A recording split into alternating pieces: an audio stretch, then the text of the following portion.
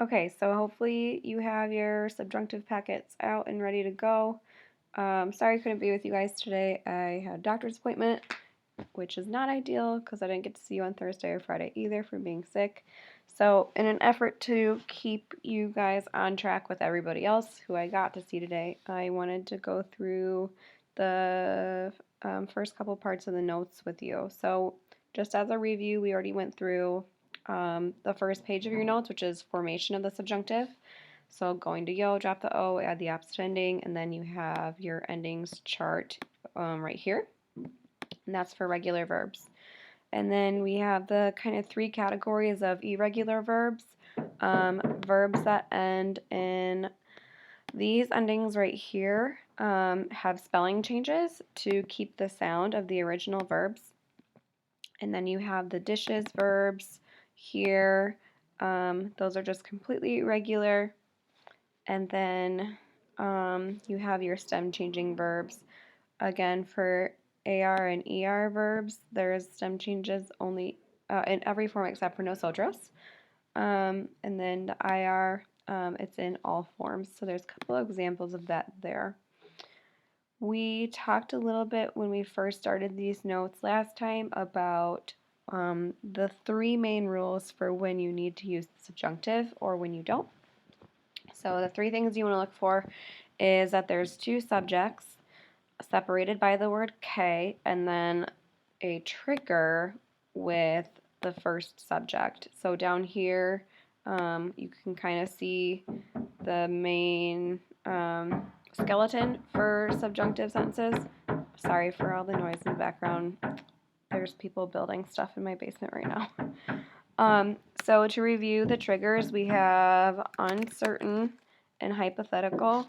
We have wants and wishes. I'll do it like this. Emotions and opinions. You should have this in your packet already. Oops, emotions. I stands for indefinite or non-existent. R is recommendations or influence. D stands for doubt, and O stands for ojalá, which means you hope, God willing. Okay, so when we're looking at subjunctive sentences again, you want to make sure that you have two subjects, subject one with the trigger, separated by the word K, and then the subjunctive verb goes with subject two. And of course, just like everything else with Spanish, there are exceptions to the rules. So let's talk about our first trigger category. We have uncertain and hypothetical. So the way that this packet works is you're going to see there's a section for each trigger and then important phrases and words that are used with each of those triggers that are considered subjunctive triggers. So the first one we have is it is possible, probable, or impossible that. And one thing I want you guys to keep in mind, and you can make a note of this if you want, is that the word es, which means it is in this context, the word it counts as a subject. So technically in this sentence, the first subject would be it. No pensar que means to not think that, and that's an E to IE stem change, which means that when you write the word out, for example, like pienso, you'll see from the original form, pensar, it goes from E to IE right here, and you'll see that IE in all the forms except for nosotros, which is pensamos. Okay. No creer que, this means to not believe that. No estar seguro que means to not be sure that, and then you would have to conjugate, in all of these you need to conjugate the verb depending on who isn't sure or who doesn't believe. It is not true that, and it is not obvious that. All of these sentence starters show some form of uncertainty or hypotheticalness. So here is the three practice sentences, and before we even start writing anything in these sentences to fill in the blank, I want to make sure that we need to use the subjunctive because not every practice sentence in the packet is going to need you to use subjunctive.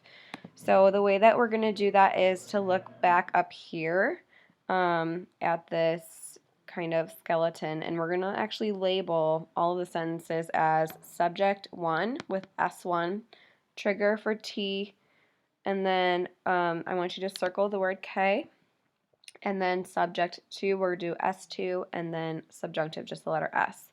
So here's the first sentence. It says, es posible que nosotros ir a Mexico. So before we even start, I want to have you guys just do this either above or below with me. So this means it is possible that we go to Mexico. The first subject here is going to be the word it. So I'm going to write S1 here. The fact that it's just possible makes that a trigger because it shows some uncertainty. And then we'll do some brackets around the word K. You can like put a little cloud or circle around the word K on your sheet. I just can't do that on this document. And then nosotros is our second subject. So because we have those three things, we have two subjects, subject 1 with a trigger, and they're separated by the word K. That means we do get to use subjunctive here. So the nosotros form of subjunctive in ir is a dishes verb. So if you go back to your first page, we'll see the word ir here and nosotros, and you get vayamos. So the answer is vayamos for this one. All right, next one. No creo que María te visitar mañana. So the first subject here, it's kind of like embedded in the word creo. It doesn't actually have like a pronoun written out. So no creo means I don't believe. So because it's I, we know that that's our first subject, S1. And because it says does not believe, no creo, that gives us some uncertainty. So there's a trigger. We can circle or put a little cloud around the word K. And then Maria is going to be our second subject. So because we have all of these things, we have a first subject with a trigger, and then before our second subject we have the word K. We do get to use subjunctive this time. So we do need to use subjunctive for the word visitar, and we're talking about Maria. So this sentence says, I don't believe that Maria will visit you tomorrow. So visitar is not an irregular verb, it's just normal. So we go to yo, which is visito, drop the O. Opposite of AR is ER, and so it's visite. All right. The last sentence says, Rogelio no piensa que Demetrio ganar mucho dinero.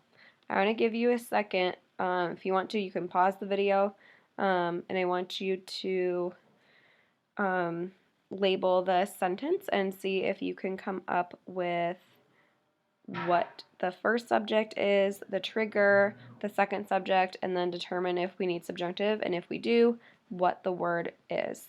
So go ahead and pause the video and do that on your own for a second.